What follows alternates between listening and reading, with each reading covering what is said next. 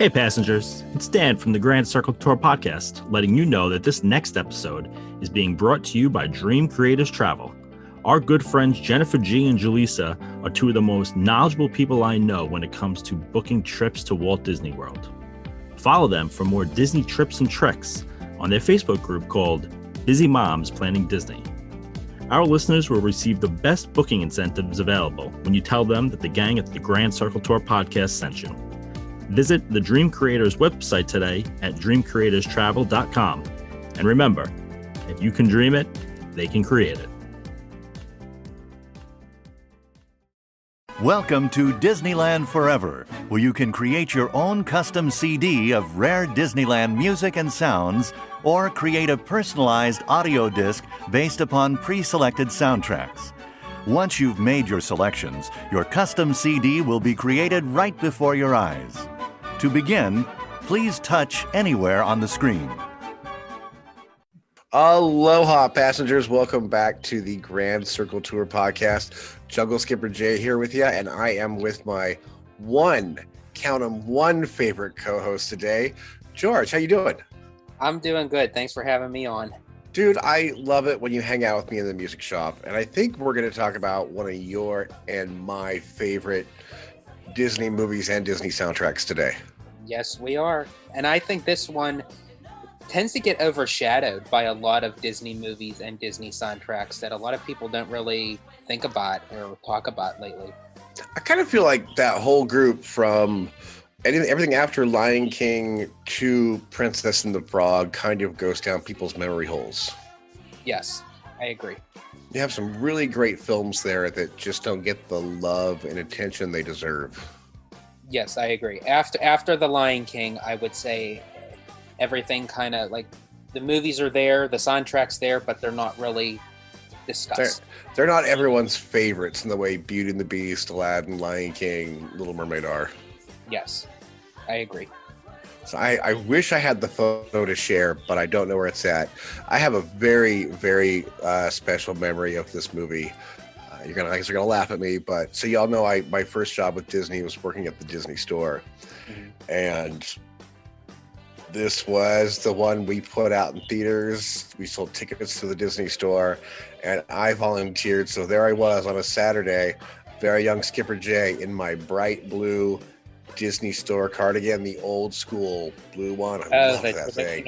With my tan khakis, welcoming people into the theater to see Disney's Hercules. That's cool. God, I wish I still had that sweater.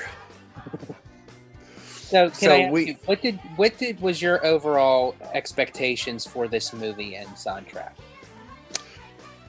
I went into this one when it first came out in '97.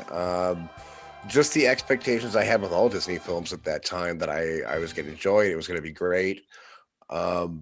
Surprise, surprise, I did. I love this movie. I love this soundtrack. This is one of my favorite Disney soundtracks of all time. Love gospel music, and I love that they used gospel music to tell the story of the gods and Hercules. And I think, honestly, when you kind of think of the combination, the storyline itself is of Greek mythology, but then mixing the gospel music in with it, you kind of think, okay, how is that going to tie in? But when it all comes together, I can't foresee this movie not having it in a gospel style. It raises this movie up in a way. I mean, the Five Muses are in my group of all-time favorite Disney characters.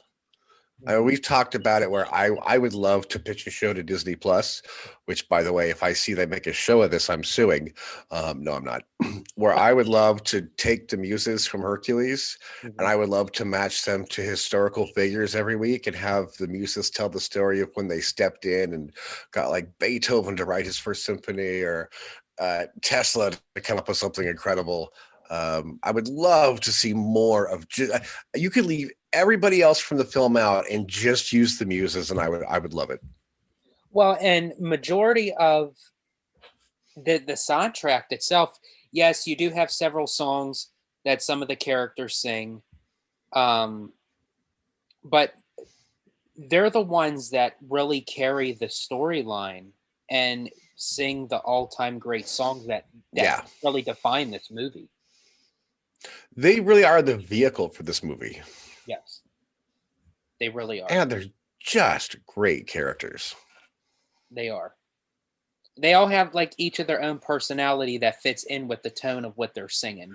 And they each have a different hairdo, which I appreciate. Yeah. I love the music so much, George. This is embarrassing, but I have a 24-year-old McDonald's plate in my butler's pantry that is the Muses. I have those too. I remember those. I remember those plates. I have the Muses and I have the Meg one. I used to have those. What's scary is I can actually say I have these 21-year-old plates from McDonald's. Yeah. The hell did the time go? So we are going to talk about the vinyl picture disc available at the Disney Music Emporium. I got mine from the Disney Music Emporium. It was $21.98. And if you've been following along with every episode of the Vinyl Show, I have one continual complaint, and I'm not going to go on and on about this time because you guys know what it is. It's those horrible vinyl sleeves they send them in that are really disposable once you get them out of the mail. When you buy these picture discs that come in the vinyl sleeve, I really suggest going on like Amazon, spending $20, getting a pack of record sleeves so that you can keep these safe and have them long term, because the packaging they come in, sorry, but it's disposable. And for $21.98, which is what I pay for a regular record, I expect an actual sleeve. Rant over. Like I said, if you've been following along, it's the same complaint I have every single time with these. I agree.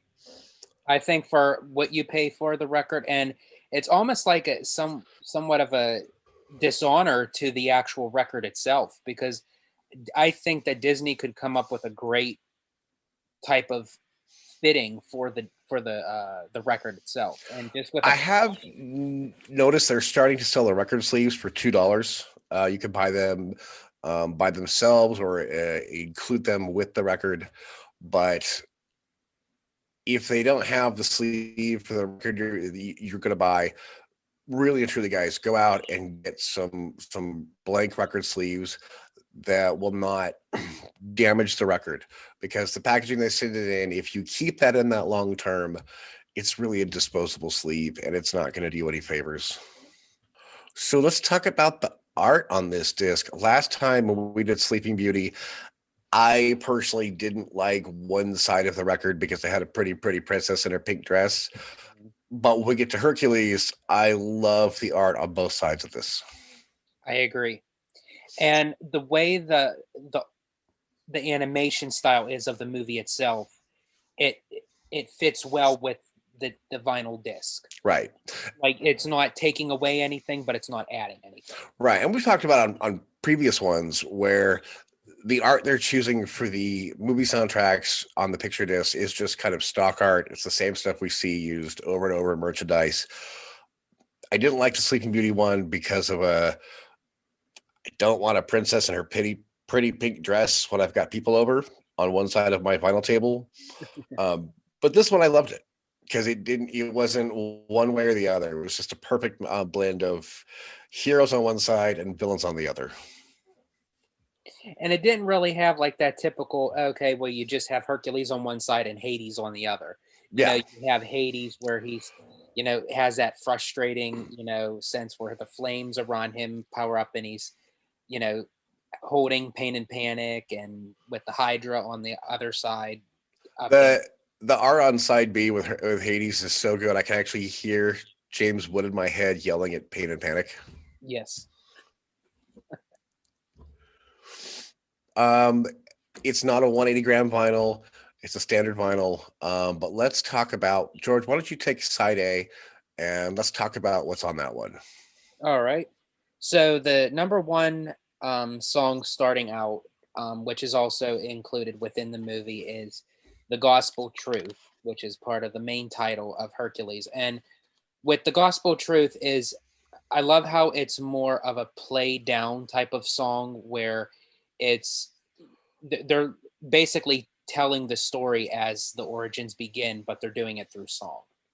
And I love how they started off. And then when they talk about certain periods of the time, like where they're talking about the Titans, and they kind of hit that high pitch.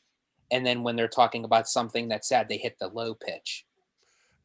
And I think you're forgetting the late, great Charlton Heston starts us off with the soundtrack. Yes, of course. That is only to be told by the muses to shut up and we'll tell the story. Yeah, exactly. So it's almost like when you hear this powerful voice, it's like, okay, it's going to be, and then you get these kind of muses that talk, and like they have like that attitude, and it's like he's telling the whole story. It's going to put the the audience to sleep, and we'll take it from here. And then he goes, "You go, girls." I remember the very first time I saw that scene, I went, "Oh, we are in for a fun movie." Yes, that right out of the gate, it almost sets the tone for the movie without it really spoiling anything. Like, it's going to be of a serious repertoire of the Greek mythology, but it's going to have that little Disney twist in it. Right. So as it goes through, it's more so 1 through 3 is of the gospel truth of them telling the story of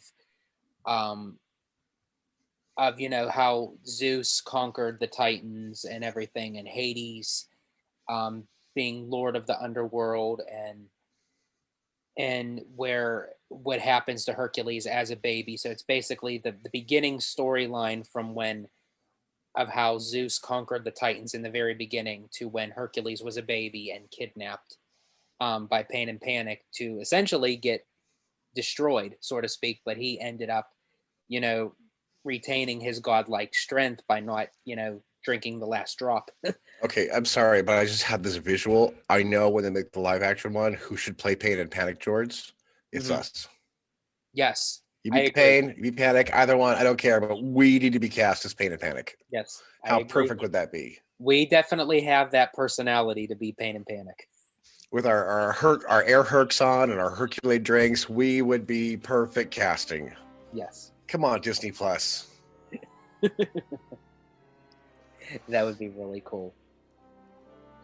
And then with number 4, it goes for Go the Distance, but this is within the movie as young Hercules has grown up, trying to figure out who he is, where he belongs, where he fits in society, and where, everything just isn't going well for him. And he goes on the quest to reach the Temple of Zeus to find out who he really is. So I think like with that song, it definitely plays into the tone of the movie, where not even just saying go the distance, but how far one will go to know really truly who they are, and that they will do anything to really try to fit in and really find out who they truly are. Find out who they are and find where home is. It, for me, is one of my favorite Disney songs of all time, because that's a sentiment that has always kind of got me right in the heart. Who am I? Where will I be my best? And where is home? And I think it's a song. I mean, it's a song that really speaks to me. And when we get to side 2, I'll go on and on about it. And I think, honestly, at some point, we all felt like we were that individual. We were that outcast that never really fit in. And this song really could speak to each one of us in different ways, that, no matter who you are, no matter what obstacle or challenge that you're going through, that anyone can go the distance. It's a song that kicks me in the heartstrings, because it's a sentiment I really feel, and I love the way they captured it for the soundtrack. Yes, definitely. So that I am. Okay, yeah. So that was the Go the Distance, and then the last one for side A is One Last Hope, which that one is just a fun, good song that they could just throw into the mix of, Phil having the tenacity to try to kind of get Hercules to a certain point to really showcase his strength. And it's just one of those things. And then nobody could have played Phil better than Danny DeVito. And you can definitely see Danny's comedic skills within the songs. And, you know, like he'll throw in like little things in between like the wording and everything. And it's just a fun song that it kind of balances out, you know, of having that playful Disney tone within a soundtrack. I have to say, I've always loved how Phil looks quite a bit like his vocal counterpart. Yes. It always, just looking at him, it's almost like that they knew who they wanted to play that character, and they just literally drew him. It's like they built the character around Danny DeVito. Yes. They really did. So I'm going to pick this record up. I'm going to flip it over. I'm going to put it on side B. We're going to hit the needle, hit the record. And I picked side B because I have a confession, George, and all our listeners. I bought this album about a year ago, and I have only listened to side A once. When I go to listen to this record, there's only 4 tracks on side B. And when we get to our review bit at the end, I'll talk a little more about this. But there's only 4 tracks on side B, and it's the only one I have listened to for an entire year. And honestly, knowing what the songs are, I could definitely understand why. Because the first of our 4 songs is one of the greatest Disney songs ever. I don't know if you ever got to see the Hercules parade at Disneyland or Disney MGM Studios, but it is still my all-time favorite parade. And our first song is Zero to Hero. And I did see that parade, and I tell you what, with that song being part of that parade, it definitely it brings the street alive. And a lot of the times, like where a lot of the traditional Disney parades, like you have that typical, okay, you know, dreaming, wishing, and everything. But like when you had that parade, that one just makes you want to just get up and dance and clap and sing. And it's probably the best song in the whole film. And I love the play on words. You know, he's nouveau, rich and famous. There's so many great plays in the song. And kind of were able to poke fun of themselves at the time. I worked at the Disney store at the time, and we were selling the Hercules glasses and the Air Hercs. And so it was fun to see those things in the movie, making fun of the things we were selling in real life. Yeah, I definitely, because I remember when they were promoting the movie, I do remember seeing the Air Hercs and the... George is yelling at his kid, everyone. That's why he's quiet. But I do remember them promoting the movie with all the merchandise, and I remember the Air Hercs and the glasses and everything. And up until that point, like before I saw the movie, I thought, okay, this is just merchandise, you know, that they're selling to promote the movie. And then actually going to see the movie mixed in with the song Zero to Hero is like, oh, I remember seeing those at the store. I remember, so that's why. So it was somewhere in a storage box. I still have a couple of the Hercules bottles with the price tag on it. And no, I will not sell it to anyone. They are mine. I am keeping them. All right. So our second of 4 songs on side B is another song I truly love. Even though I'm happily married, I can say men suck, and I'm bitter about some things.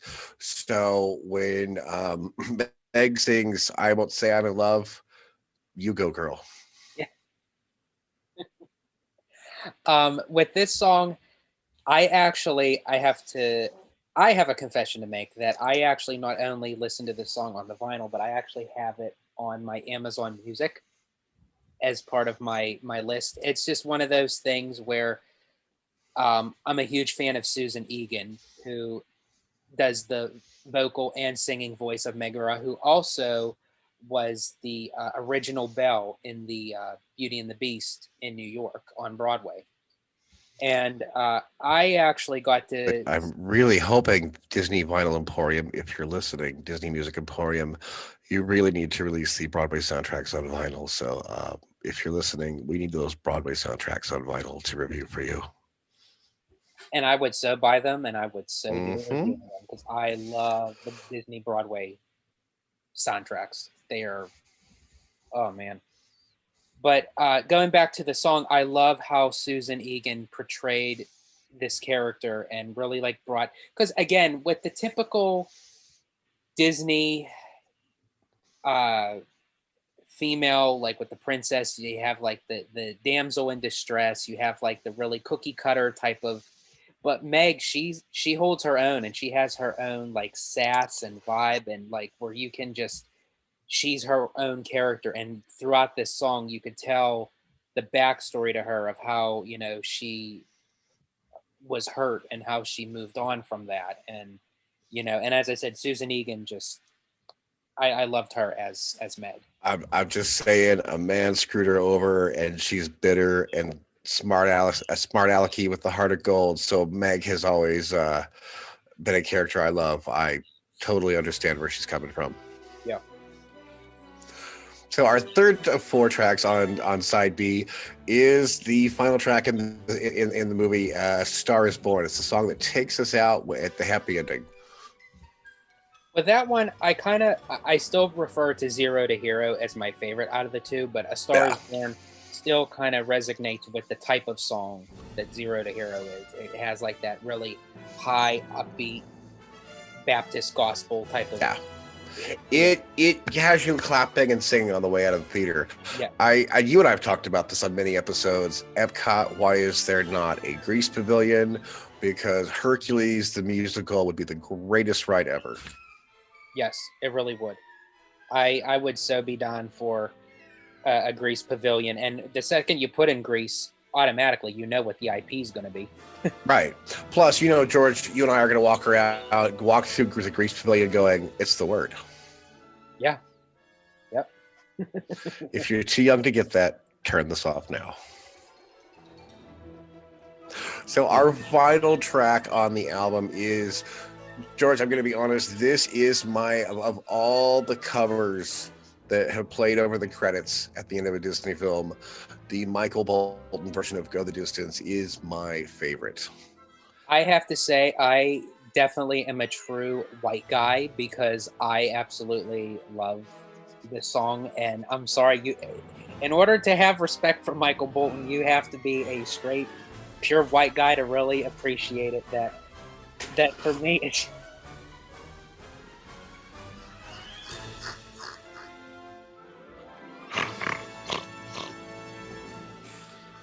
Okay, George, you win. I'm done. You win.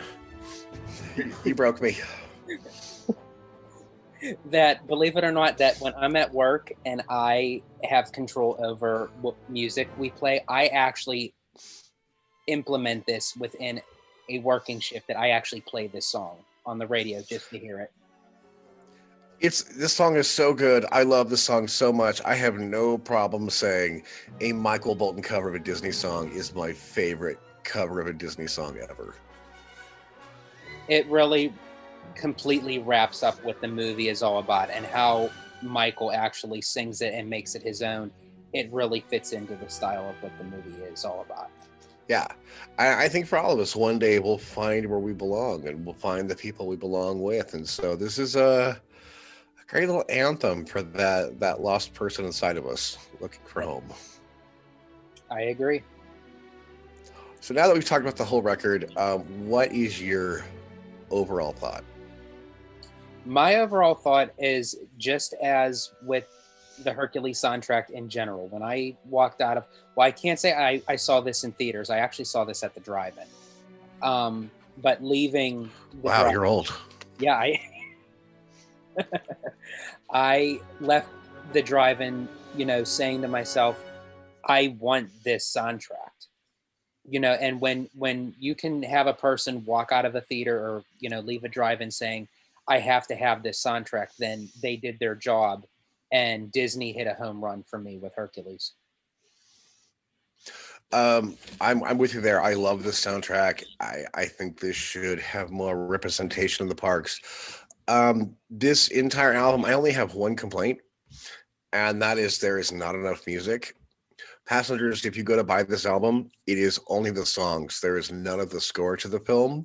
You have 6 tracks on side A and 4 tracks on side B. For $21.98, for something that comes in a vinyl sleeve, I'm going to throw away.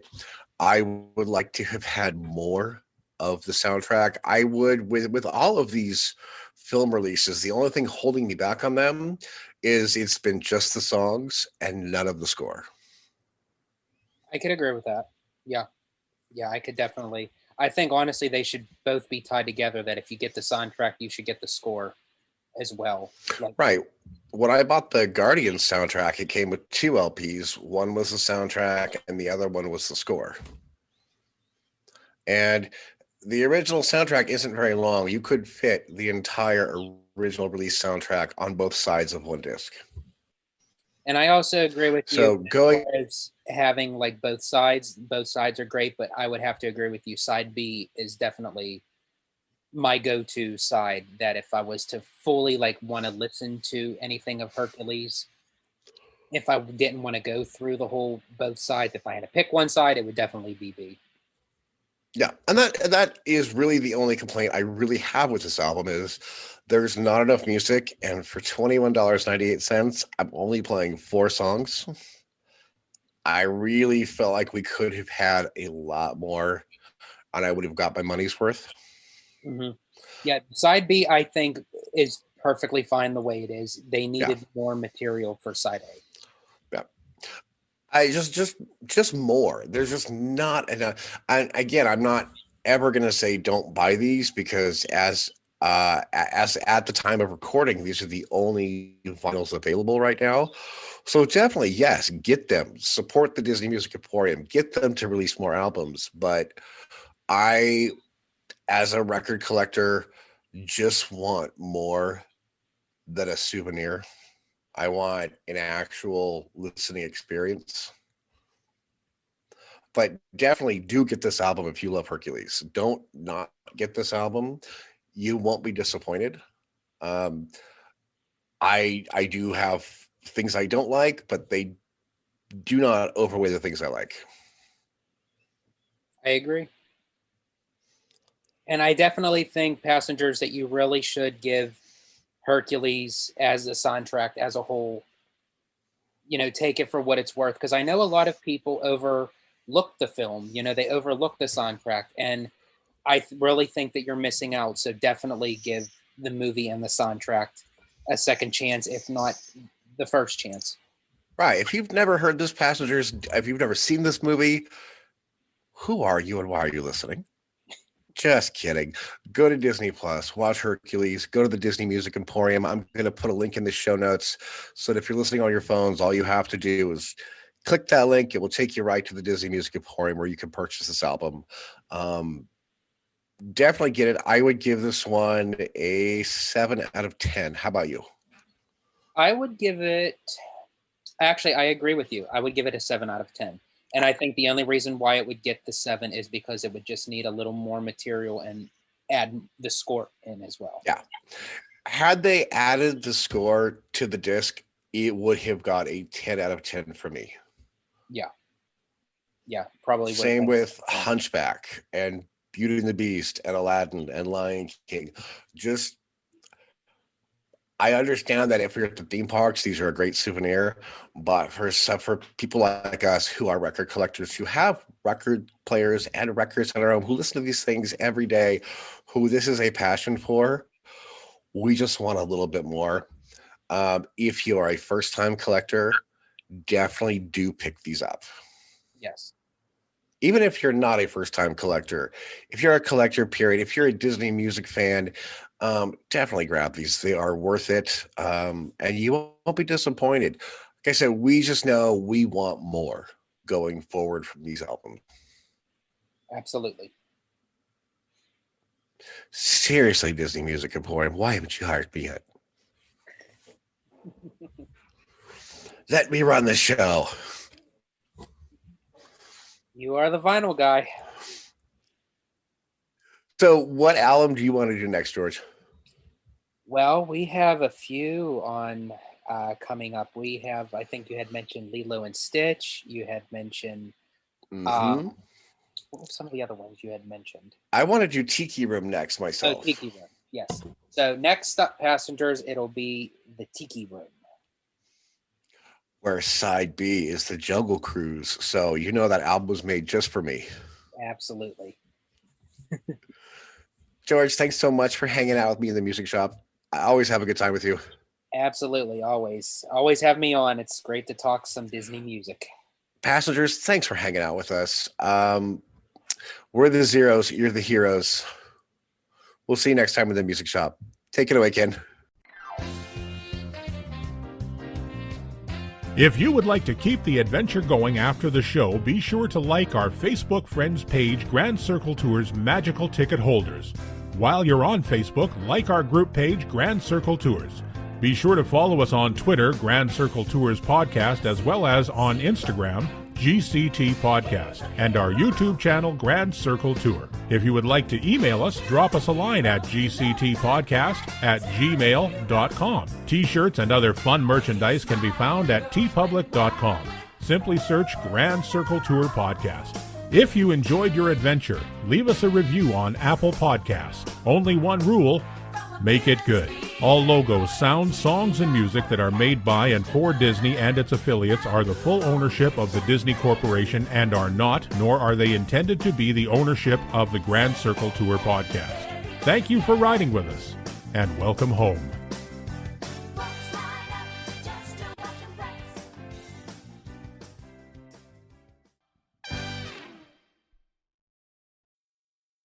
Congratulations! You have now completed the selection and design of your custom CD.